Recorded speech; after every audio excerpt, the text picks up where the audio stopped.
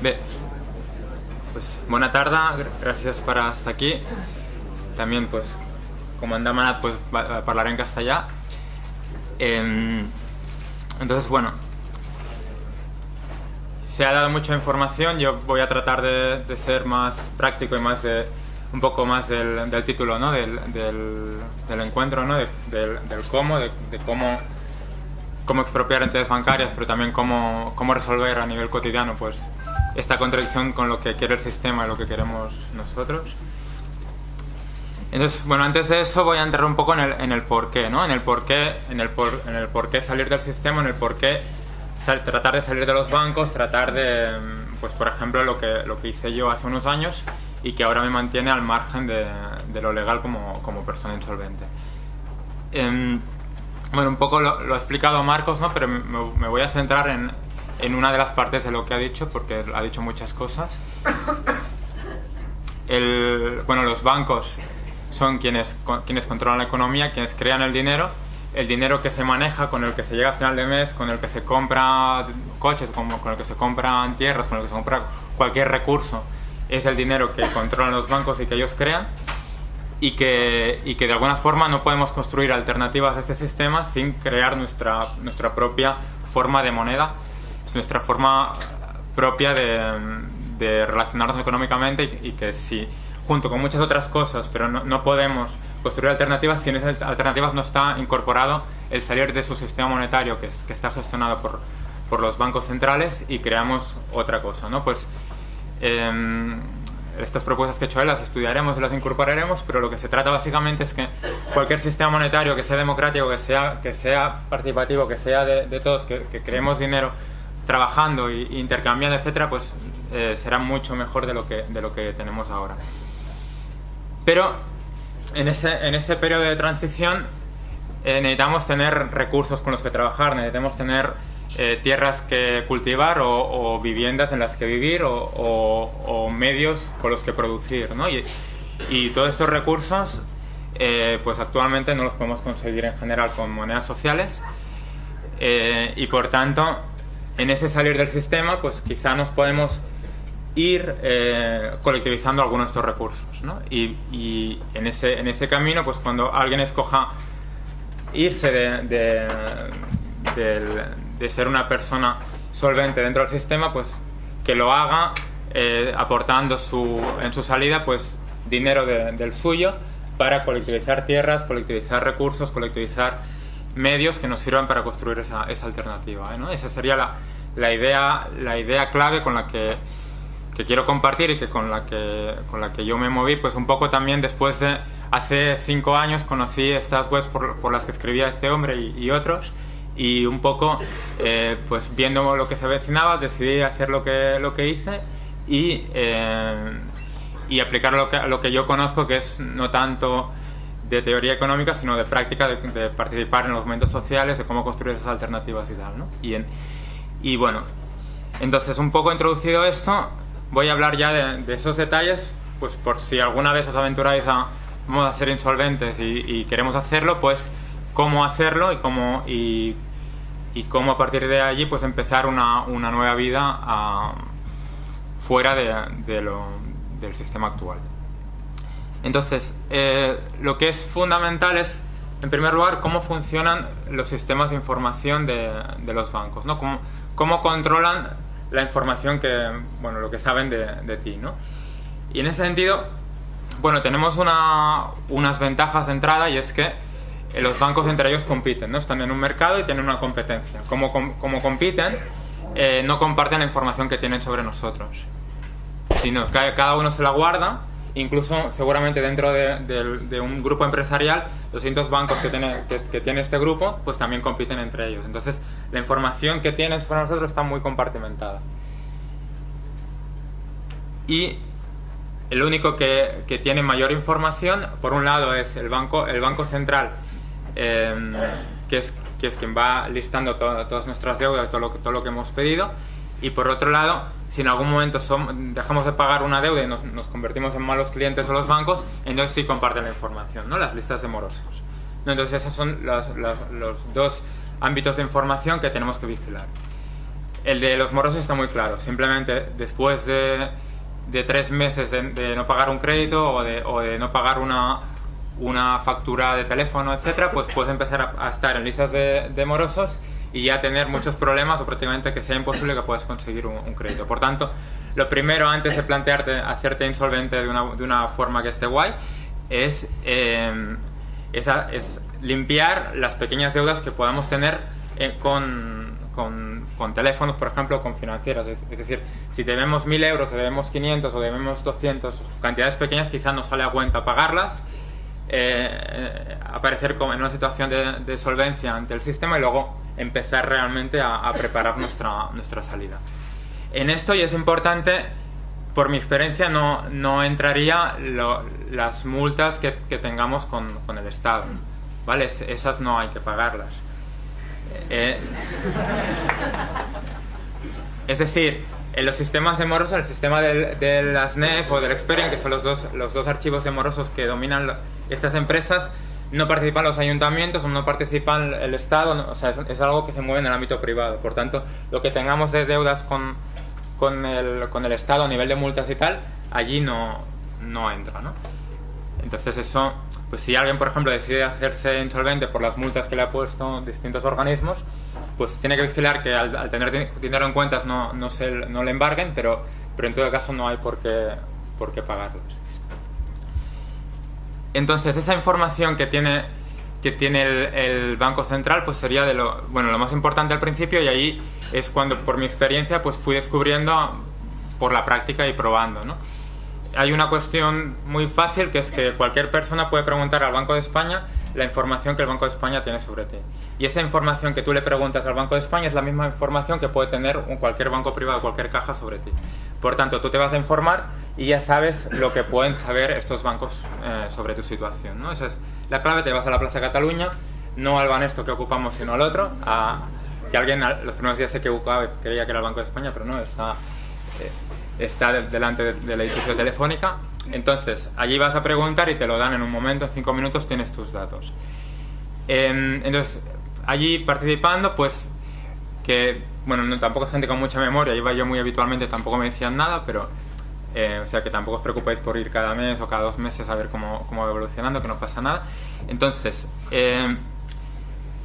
allí hay 3 informaciones clave que fui descubriendo, pues quizá algunos ya lo sabéis porque lo explicaba habitualmente cuando me preguntaban y también está escrito en varios lugares. Y eso también, quien quiera empezar tiene que ir investigando si se va actualizando y tal, ¿no? Por alguna extraña razón, los préstamos de menos de 6.000 euros no aparecen. Eso quizás pues es todo un ámbito de dinero prestado que no aparece en ningún listado oficial y que permite pues que la burbuja sea mucho mayor de lo que es. Es decir, préstamos de tarjetas de crédito de 1.000 euros, de 600, de 3.000, pequeños préstamos, todo esto no aparece. Con cuidado, pero porque puede pasar que si tú tienes 2 préstamos pequeños con el mismo banco, si le da a ellos, porque no siempre es así, los junten y entonces sumados sí que aparece. A mí me pasó un par de veces que tenía un préstamo de 5.000 euros, que de esos tenía muchos, y una tarjeta de 1.000, y pasaba que luego aparecía como 6.000. Entonces, cuidado a la hora de sumar.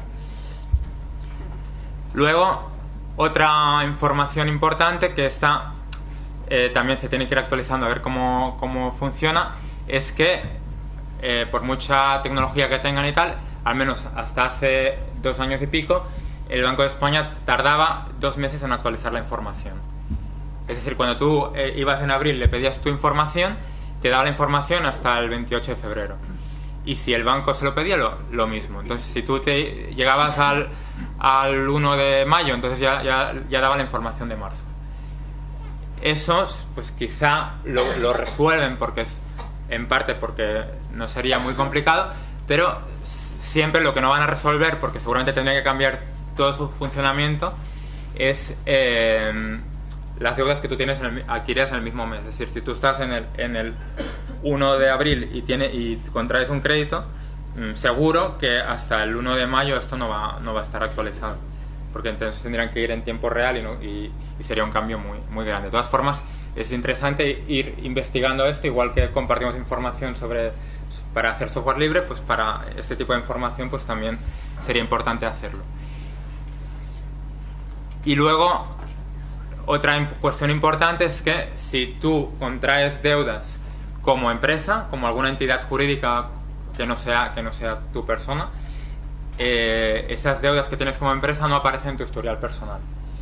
Entonces, eso permite que te vayas creando varias personalidades jurídicas, que puedas ir pidiendo préstamos desde ellas y que eso te mantenga solvente aparentemente como persona.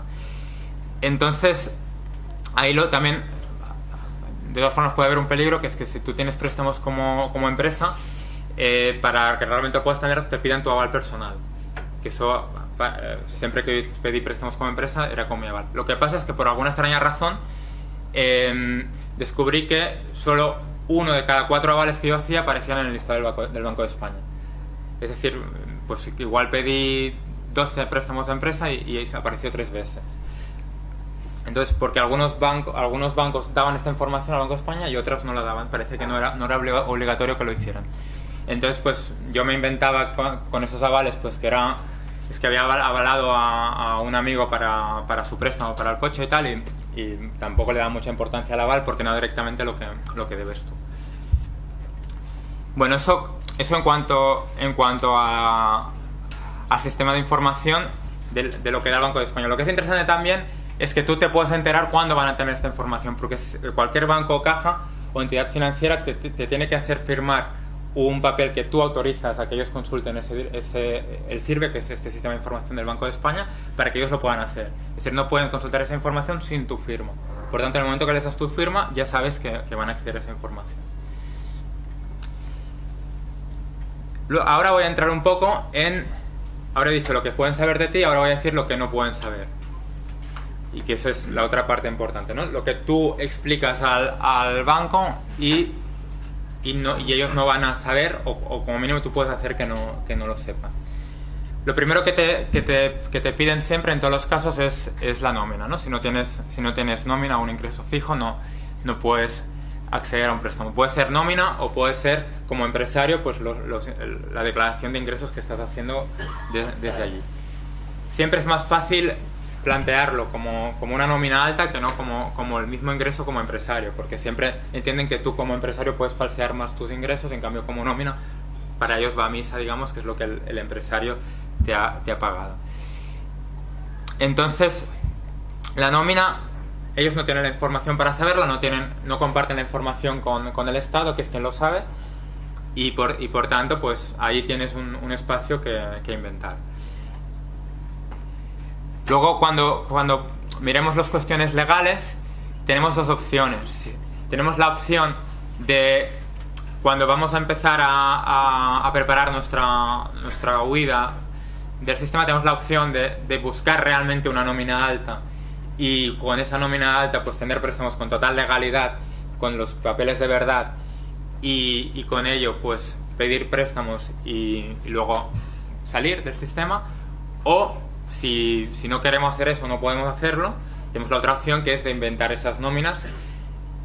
Y bueno, luego entraré un poco más en algunos detalles importantes de esa invención. Lo importante es que allí lo que sale, ellos solo pueden saber si la empresa que está dando la nómina es una empresa cierta, si tiene que ser una empresa que exista, ellos pueden comprobar si esa empresa existe.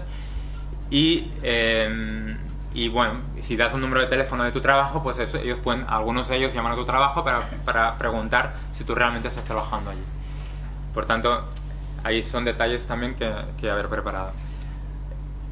Allí no hay nada que falsificar, es decir, la nómina tú la haces y la imprimes y haces el sello y firmas con una firma que sea de verdad y otra que te la hayas inventado, que es la del empresario, digamos, y no hay ningún problema. Es un documento totalmente privado y que tú haces con un ordenador. Luego, el contrato de trabajo, que es el segundo documento más habitual. Es importante que ya puestos sea indefinido o sea a largo plazo. Para ellos valoran mucho, evidentemente, que sea indefinido. Y es un documento que en mi caso, simplemente, y eso pasa siempre es más fácil hacer documentos a partir de un documento real que inventándolo de cero, ¿no? Entonces coges un documento que sea un contrato de verdad, con un sello de la Oficina de Trabajo de la Generalitat que sea de verdad, escaneas este sello, luego gráficamente lo separas y con ese sello real que has separado puedes utilizarlo para que sea el sello de tu realidad. Y ese sello, pues si en un momento lo hiciste con una fecha y la quieres cambiar, pues es fácil cambiar la fecha con Photoshop y esas cosas y poner el sello que te sirva en cada momento de cuando empezaste en este trabajo. Luego, la vida laboral, que es algo que no te piden tanto como el contrato de trabajo, pero te la pueden pedir bastante. En este caso, ellos, bueno, la vida laboral te llega por correo a casa, pero cuando te llega por correo a casa te llega en un formato más difícil de falsificar porque está en color, porque está impreso no con cualquier máquina, porque da más información que la que puedes encontrar en otro lugar. Entonces, yo lo que hacía, aunque tuviera esa información, es ir siempre a la oficina de Seguridad Social, que hay una que da las días laborales por la tarde, que está en Travesera de Gracia, una industria por la Sagrada Familia, y en esa oficina por la tarde te la imprimen en blanco y negro en el momento. Entonces te la imprimen en blanco y negro con una impresora láser que tú puedes tener, y allí la información básica que pone es dónde han sido tus últimos trabajos y los días que has trabajado. Entonces tú allí puedes añadir la información real, la que has puesto en la nómina para que te cuadre y hacer que una cosa cuadre con la otra, y le presentas la vida laboral así hecha. Yo ya tenía de alguna manera un modelo que iba cambiando los días que iba trabajando según cuando lo presentaba, y ya con haberlo hecho una sola vez, viendo que las letras cuadraban y tal, ya era bastante fácil hacerlo. Lo importante también, porque esto puede ser al final bastante trabajo, es hacerte modelos que te hagan trabajar menos cada vez que lo estás haciendo, que no tengas que empezar de nuevo. Y luego hay una cosa que nunca llegué a crear, digamos, que era la declaración de renta. La declaración de renta tiene el pequeño problema de que viene con una página web que es un link que se puede consultar en internet, que sale un PDF que es de la agencia tributaria, y se puede consultar allí si es cierto o no. Entonces nunca me arriesgué a inventármelo y que luego lo consultaran y vieran que no era verdad. Entonces, en lugar de eso, lo que hice fue jugar de otra forma, que es se trataba de dar de dar una información que pudiera ser cierta, ¿no? Entonces era muy difícil tener una declaración de renta realmente alta, pero en cambio como la declaración de renta siempre es del año anterior, tú podías inventarte una trayectoria personal que más o menos cuadrara con lo que estabas haciendo, o sea, con lo que estabas presentando al banco. Por ejemplo, pues yo solía decir que primero tenía una nómina más baja, entonces presentaba una declaración de renta sin actividad, o sea que no la había tenido que presentar, o luego ya la inflé y pude presentar algo un poco más alto, pero que no era muy alto tampoco. Entonces decía que había empezado con un contrato temporal que era una nómina más baja, y que luego me habían hecho fijo y me habían subido la nómina. Entonces eso siempre casualmente había sucedido en el último año, de manera que no tenía la declaración de renta en relación al sueldo que ahora tenía, y eso simplemente cuadraba, no hacía falta tener la declaración de renta de ello, y por tanto pues podía presentar una nómina alta con la declaración de renta que no se correspondía con esto, y que era más fácil de hacer.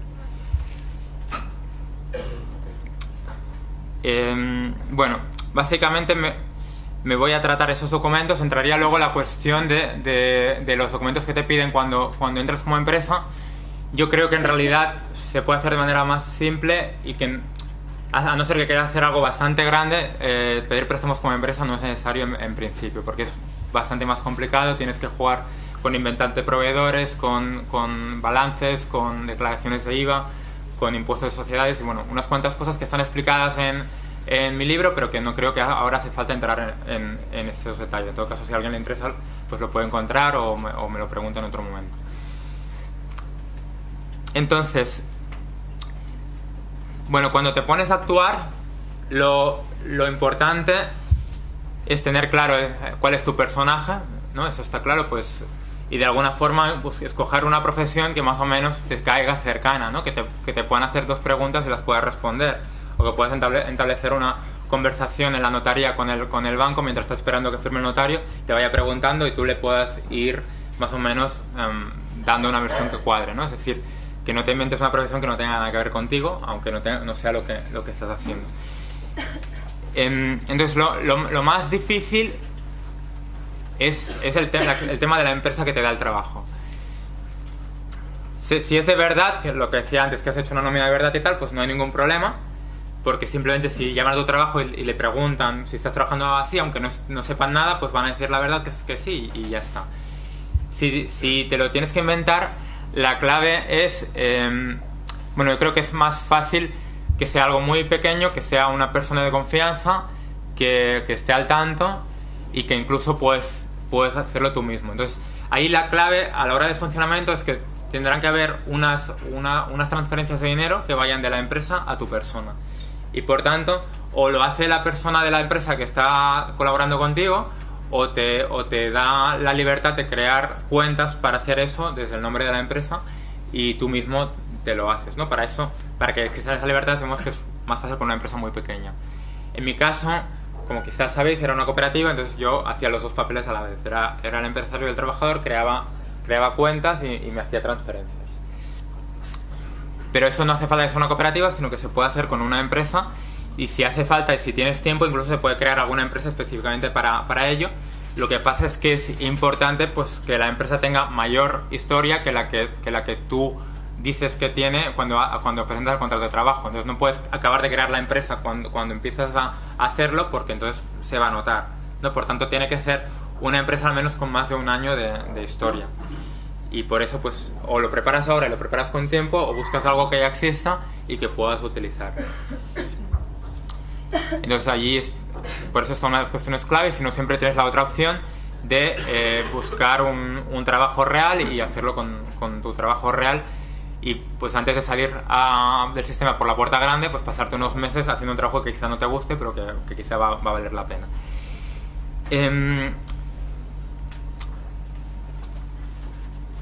Bueno, entonces a la hora de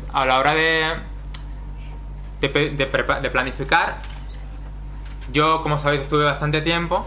Quizá es un palo hacerlo tanto tiempo y no tiene por qué hacerlo todo el mundo así.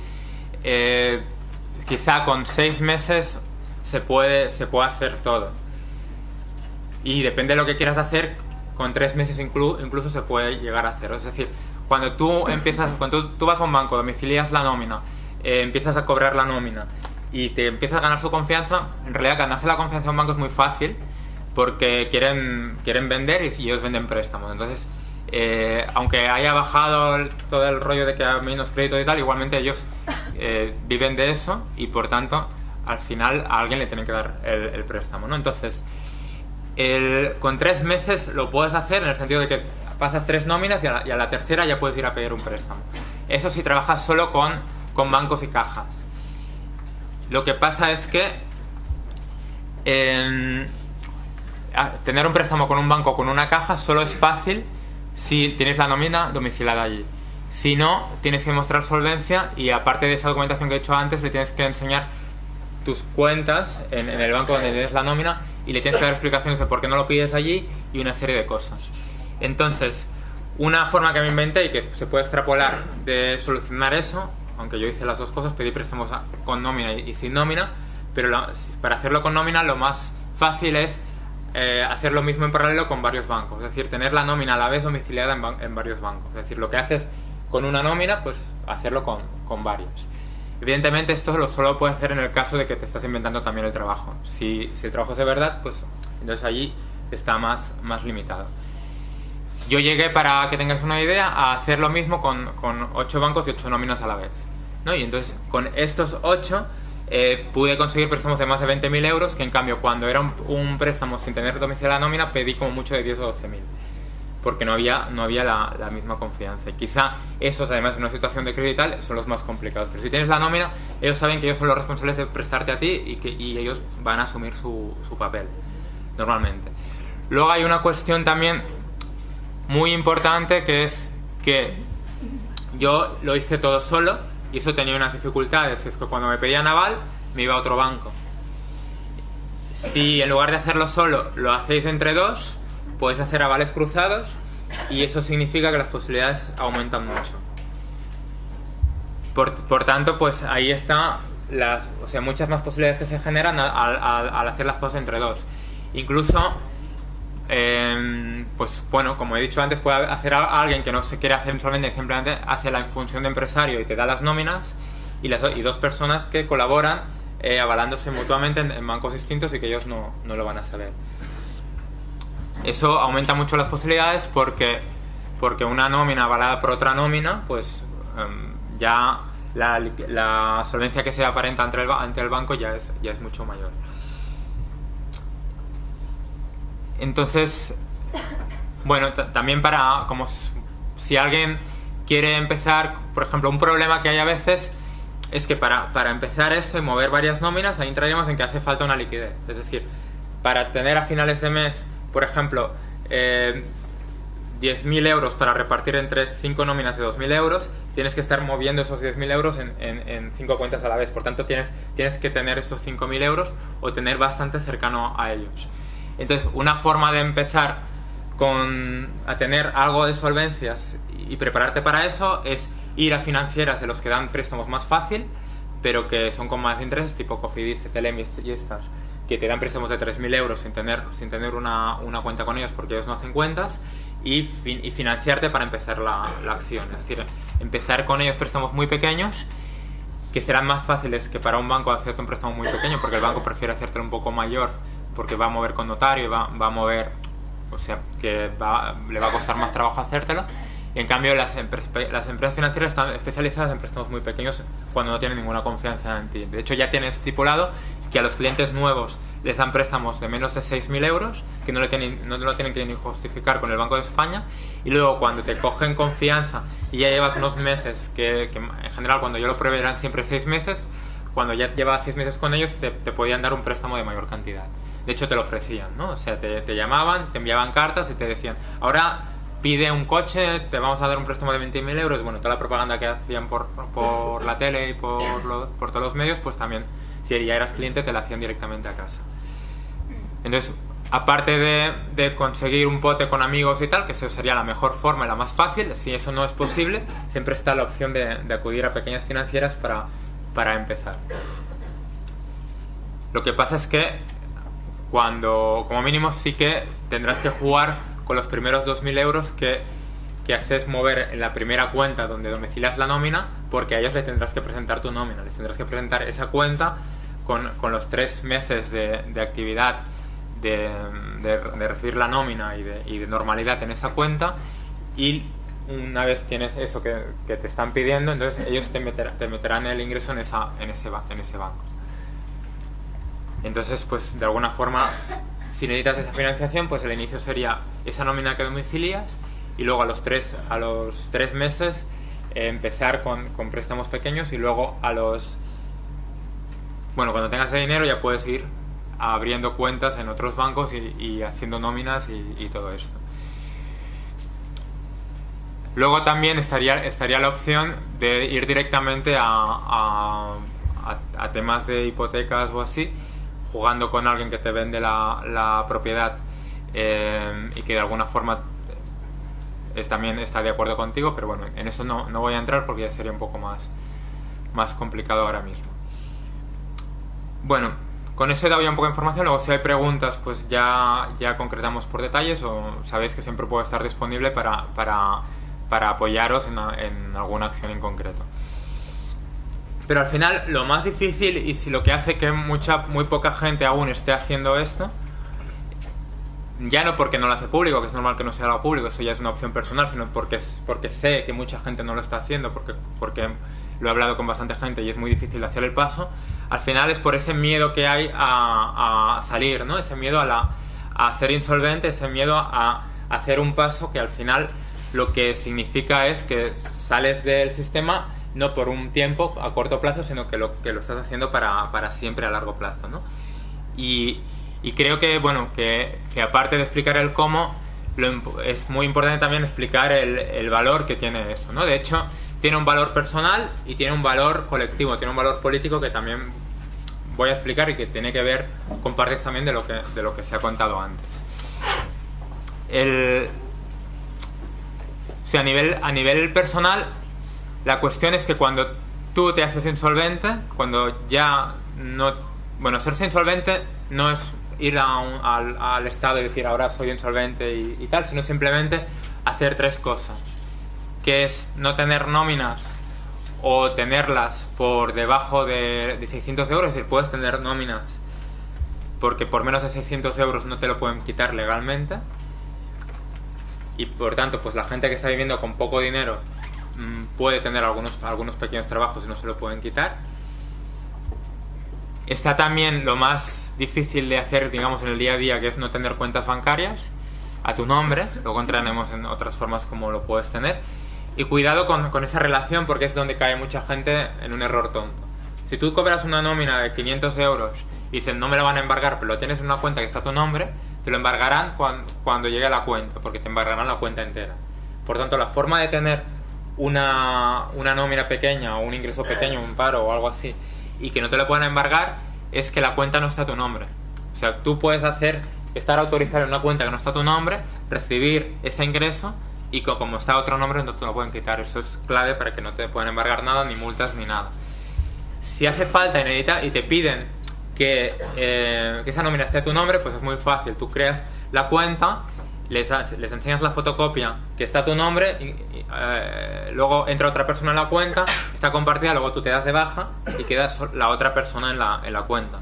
Por tanto, eso lo puedes hacer incluso cuando te pidan demostrar que esa cuenta está a tu nombre, pues lo haces en un momento y luego dejas de estar. Y la tercera cosa es evidentemente no tener propiedades a tu nombre. Cuando digo propiedades me refiero a lo que hay un control estatal sobre eso, que es coche, tierras, acciones y cosas de este tipo, y casas, etcétera. Simplemente eso. Puedes tener una bici, puedes tener un ordenador, no, eso no te lo van a quitar ni tan solo lo van a saber. Entonces, pues son simplemente esas cosas que no tienes que tener a tu nombre, y creo que esa parte también es relativamente fácil, a no ser que haya historias personales que lo dificulten, ¿no? y que sea más trabajoso. Evidentemente hay un problema ahí en las propiedades a largo plazo, que sería la cuestión de las herencias. Bueno, en principio, pues si empezamos pronto, eso tiene que estar bastante lejos, y en todo caso, si tienes cierta afinidad con tus padres o las personas que te pueden dejar herencias, pues se trata de montarlo con ellos para que eso no sea así. Pues puede ser al nombre de otros hermanos, puede ser al nombre de una fundación, puede ser al nombre de algún colectivo, o sea, puede haber otras cosas en el cual ellos puedan colaborar, y luego te quedaría solo un mínimo, que es la legítima, que es una parte que por obligación o por ley tienes que cobrar si eres un hijo que está vivo y que de alguna forma pues tiene que cumplir eso. Pero luego hay un margen legal al que no he entrado porque aún no ha sido el momento, pero que se puede hacer, que es que cuando tú te toca cobrar una herencia, no sé por qué, pero es algo que existe en la ley, que tienes 30 años para decir que sí. Entonces pues bueno, ahí puedes estar esperando sin que se lo queden los bancos, usándolo como sufrúzgo, digamos, o sea, haciendo uso, pero que no llegue a ser tu propiedad porque tú no has aceptado la herencia. Es decir, tienes que ir tú a aceptar la herencia para que la pueda aceptar. Por tanto, sería de tontos, digamos, aceptar algo que se va a quedar el banco, ¿no? Entonces, en ese momento, pues siempre tienes esa opción. Y bueno, una vez explicada la cuestión técnica de la insolvencia, vamos a montar para hacerlo. De hecho, ahora mismo en el Estado español seguramente hay millones de personas que están en situación de insolvencia, aunque la mayoría no quieran seguirlo estando en el futuro. Pero cualquier persona que ha dejado de tener dinero en el banco porque tiene algún banco que le va a cobrar un crédito, que le van a embargar, etcétera, está en esa situación. Ya hay millones de personas morosas en el Estado, ¿no? Pero bueno, más allá de lo que hace la mayoría de esas personas, que es poner la cuenta a nombre de su hermano, a nombre de su madre, a nombre de algún familiar cercano, a nombre de su pareja, etcétera, que eso serían soluciones personales que no nos van a llevar muy lejos, porque cada vez más ese hermano puede tener una deuda y tener el mismo problema e ir entrando en la cadena. Pues lo que se trata es de mirarlo desde el punto de vista estratégico y desde el punto de vista económico y político, ¿no? Es decir, si analizamos el poder, y es en lo que llegamos antes, cuando antes decíamos pues no sabemos quiénes son, pues no sabemos quiénes son porque no van con su nombre y apellido, sino van en nombre de sociedades, que es muy difícil saber quién está detrás de estas sociedades. Pues bueno, si ellos lo hacen para protegerse en cuanto a poder, nosotros podemos hacer lo mismo para protegernos desde abajo. Es decir, cuando nos hacemos insolventes dejamos de tener una legalidad civil. Nos queda la parte penal, que allí tenemos otras estrategias antirrepresivas y tal para protegernos, pero nunca hay un traspaso de lo civil a lo penal. Es decir, aquello que entra por lo civil en el Estado español, según va la ley, por muchos casos que tengas en la vía civil, nunca va a ir en la vía penal. Por tanto, como persona insolvente, ya que todas las multas y todas las penas que hay desde el punto de vista civil son económicas, es decir, es pagar dinero, no te pueden hacer pagar eso si eres insolvente.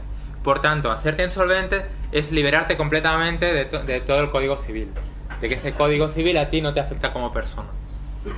Entonces, es una protección muy importante que tú tienes en tu vida cotidiana, y lo que podemos hacer es organizarnos bien para que podamos vivir dignamente y vivir coherentemente con nuestras formas de pensar en base a esa insolvencia como arma política.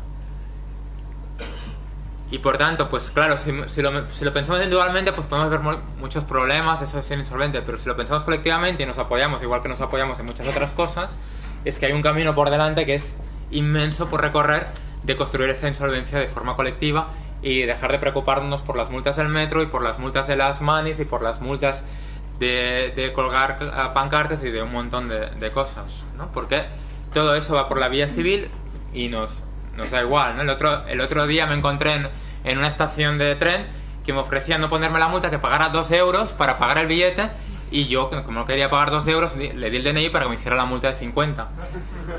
Porque sé que eso nunca lo voy a pagar, ¿no? Entonces eso es una arma que nos puede servir en muchos terrenos, y más como se han puesto ahora en el transporte público, que hacen redadas para cobrar, pues ya no impuestos, sino de esa forma, ¿no? Mediante las multas. Por tanto, es una herramienta colectiva muy importante que tenemos y que nos tenemos que poner por la labor. Si lo hacemos, pues no queremos hacer nada con bancos y tal porque nos lo vemos complicado y tal, como mínimo organizémonos bien en esto, si no paguemos. Pero si además lo hacemos bien y vamos a financiar, comprar terrenos, comprar herramientas o comprar medios de forma colectiva, pues lo hacemos guay, sacamos 30.000 euros, sacamos 50.000 y nos ponemos ya en el terreno de la insolvencia, porque aún estas monedas sociales que estamos construyendo no sirven para comprar según qué cosas, ¿no? Entonces es que tenemos ahí las herramientas y son fáciles de utilizar. Quizá 500.000 euros es difíciles, pero es que 100.000, 50.000 es bastante fácil. Entonces, lo que es importante es que las entidades jurídicas son muy fáciles de crear y podemos hacer cualquier cosa menos pagar multas y cosas que nos afecten. O sea, en lo malo, eso no lo vamos a hacer. Pero las entidades jurídicas, para actuar dentro del sistema legal, nos sirven para hacer cualquier cosa. Nos sirven para tener un teléfono, nos sirven para alquilar un espacio, nos sirven para hacer actividades económicas, nos sirven para prestar un servicio, nos sirven para las cosas que realmente podemos necesitar, y no tenemos que hacerlo a nuestro nombre, ni tampoco a nombre de otra persona que puede caer en el mismo problema más adelante. Entonces, bueno, hay entidades jurídicas diversas, y la más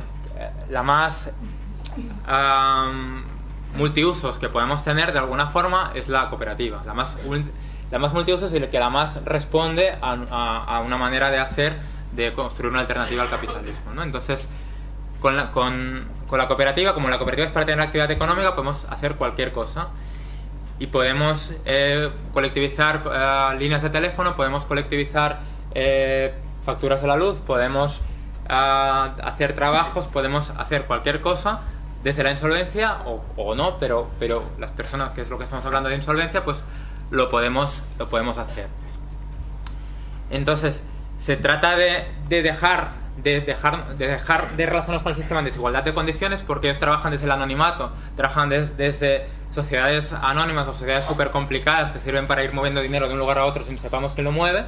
Nosotros podemos utilizar entidades jurídicas para irnos moviendo nosotros de un lugar a otro sin saber por dónde nos movemos, ¿no? Y de esa forma utilizar una buena estrategia, más o menos igual, crear una igualdad de condiciones para nuestra acción del día a día.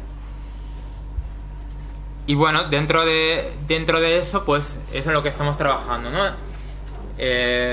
Pues las principales propuestas que estamos trabajando, toda una serie de gente ahora, tienen que ver con construir otro sistema con utilizar otras monedas, con crear entidades jurídicas que nos protejan y que estén pensadas ya de forma que se puedan atacar poco, pero que nos protejan a nosotros mucho. Y que bueno, que también hay otra ventaja, que es que si nosotros, nuestra persona, no la podemos suicidar y actuar luego al día siguiente con otra persona. Bueno, lo podríamos hacer y luego quizá Lucy nos explica cómo, pero no es tan fácil. En cambio, una entidad jurídica la podemos suicidar y podemos crear otra en cualquier momento. Por tanto, es mucho más fácil actuar con entidades jurídicas que desde nuestra persona en cualquier tipo de actividad. Pues si creamos una cooperativa y luego pues la reconocen y la cosen a multas, pues bueno, la abandonamos, creamos otra. Si somos un poco listos, quizá tenemos unas cuantas creadas, las tenemos allí de reserva para ir entrando en acción cuando nos sea necesario. Además, crear una empresa, una cooperativa, cualquier cosa es muy fácil. Ponemos 3.000 euros, vamos en una cuenta, incluso bueno, habría maneras de falsificar ese documento también y no hacerlo, pero tampoco hace falta porque es fácil reunir en principio esos 3.000 euros entre un grupo de gente. Entonces reunimos esos 3.000 euros, los ponemos en una cuenta, vamos al notario, el notario pone la firma, lo registramos, volvemos al banco, sacamos el dinero otra vez, con ese dinero vamos a crear otra empresa, vamos al notario, o sea, que esos 3.000 euros se pueden ir moviendo y cada 2 semanas podemos tener una empresa nueva si queremos, prácticamente sin coste, porque también hay notarios colegas que nos pueden hacerlo gratis. Entonces, por tanto, podemos ir creando herramientas de este tipo y irnos protegiendo, ir entrando en un anonimato civil ante la ley para ir construyendo nuestras alternativas. Por tanto, pues que no se le haya ocurrido antes o tal, pues que nos ponemos las pilas porque cada vez nos atacan por más partes, cada vez hay más multas de distintos tipos, cada vez hay más ataques porque la propia administración está en quiebra y va buscando dinero donde puede, entonces más multas y todo esto, ¿no? Por tanto, es una forma muy, muy clara de protegerse de ellos, ¿no? Las monedas sociales son una herramienta para intercambiar entre nosotros ya aumentando esa protección, que ni tan solo tenemos que utilizar los euros, que nos lo pueden quitar, nos los pueden embargar, nos los pueden precintar y tal, y con las monedas sociales no pueden hacer eso, simplemente.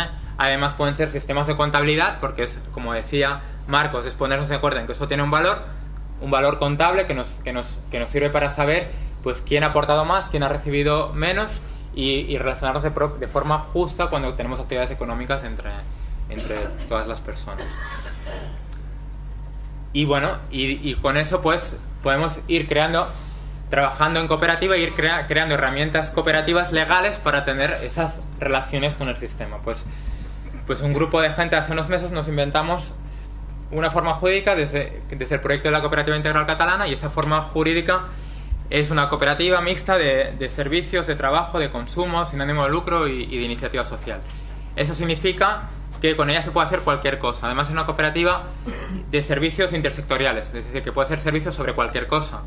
Y por tanto, pues puede ser la misma forma para un agricultor, para un electricista, para hacer de voluntario, para cualquier actividad, ¿no? Incluso nos podemos encontrar con una redada de seguridad social de que nos quieren decir que nosotros para hacer trabajo comunitario tenemos que estar en la seguridad social, ¿no? Que eso está pasando en algunos lugares. Pues nosotros le podemos decir que no, que esto es un trabajo voluntario, que nuestra cooperativa permite el trabajo voluntario y que todas esas personas que están ahí participando son socios de la cooperativa y por tanto pues que eso no entra dentro de lo que ellos consideran trabajo. Por tanto, de esa forma también nos podemos proteger. Y con esa actividad pues incluso podemos no estar dados de alta en su seguridad social, crear nuestras alternativas, nuestra seguridad social, nuestra renta básica, nuestras opciones fuera del sistema actual.